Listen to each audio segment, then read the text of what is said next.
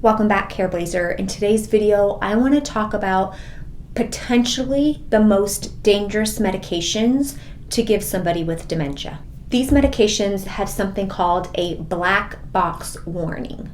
When a medication has a black box warning on it, it means that it has the most stringent warning that the FDA can give for the medication or the medical device, whatever it is, meaning it has some really high potential for dangerous and potentially deadly side effects.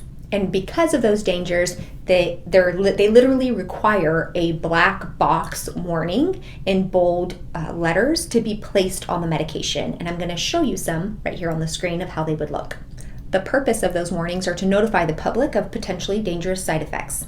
You might be surprised to hear that the most common medications that are given to older adults with dementia who have a lot of behavioral challenges actually are the very medications that come with those warnings, because they tend to lead to falls, stroke, and possibly death. And despite these warnings, studies show that these medications continue to be prescribed pretty regularly. Now, I will say up front, there is a role for them in dementia, but I do think it's important that everybody is well aware of what the risks are and why we want to use these medications as a last resort. These black box warnings does not mean that no person with dementia should ever be on the medication. That's definitely a conversation for you and your loved one's prescribing provider, to be having in consideration of your loved one's behaviors, aggression, level and severity of the behaviors. Like, all of that has to be considered. Having that black box warning encourages also the physician to pause and think, is this a medication I really want to give right now? Are these behaviors so debilitating or so significantly interfering that even despite the warnings of it leading to possible death and other serious side effects, they still think the medication is warranted? That being said, I do think it's important that you're aware that these black box warnings exist. And I'm going to go over some of the specific medications that are often prescribed for people with dementia who have difficult behaviors, just so you can be aware and you can engage in a conversation with your loved one's provider if you want to. This is not a video on whether or not you should be giving your loved one these medications. That is for the prescribing provider and outside my bounds of the psychologist. But I do hope this gives you food for thought.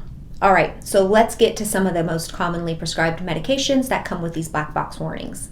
These medications are in the category called antipsychotic medications. Antipsychotic medications are for people who have psychotic disorders like schizophrenia, but they were being prescribed and are often prescribed for off-label reasons for people who have dementia with difficult behaviors. In 2005, the FDA applied the black box warning on these antipsychotic medications because they realized, compared to people who were just taking a sugar pill, a placebo, the people who were taking the antipsychotic medications had much higher risk of death, stroke, falls, infection, and other negative side effects. Names of these antipsychotics that you might recognize include haloperidol or Haldol, olanzapine or Zyprexa, quetiapine or Seroquel, risperidone or Risperdal, Abilify or aripiprazole. Because of the dangers that many of these medications come with, that is why it is often encouraged and recommended, and why I talk about all of the behavioral approaches, all of the non-pharmacological approaches that you can take before going the medication route. And that's what most prescribing providers are going to want you to do too. Have you changed your approach? What are the approaches you've tried? Let's work out all the other different ways we can approach this challenging behavior, this behavior your loved one's having that's showing they're in distress. What are some ways we can respond to it without the medication? And after you've tried all of those things and the behaviors still exist, then we could talk about the medication. And I have an entire playlist of all of those non-pharmacological approaches. If you haven't gone through them, I'll link them below this video.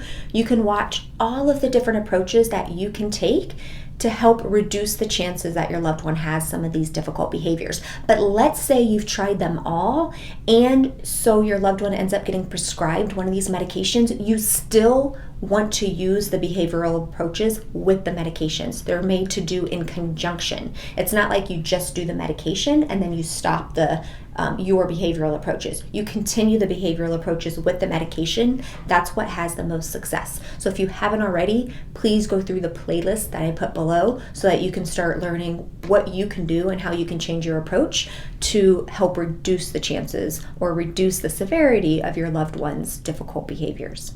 I'm also including a link where you can download a free article that goes over the research on black box warnings and the severity and the outcome that people who take them tend to have, so that you can get that. If you're somebody who wants to dive into the research and the science, you can download that free article below and read it for yourself.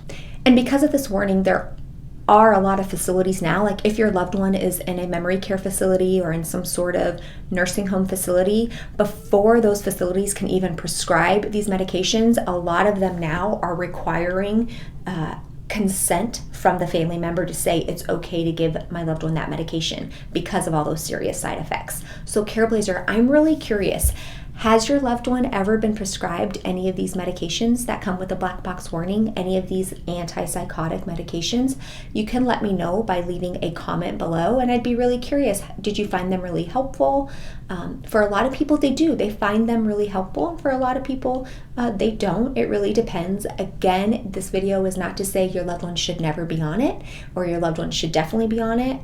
Have that conversation with your loved one's provider, but just this is mostly meant to educate you and make you aware of some of the really dangerous side effects that these medications have.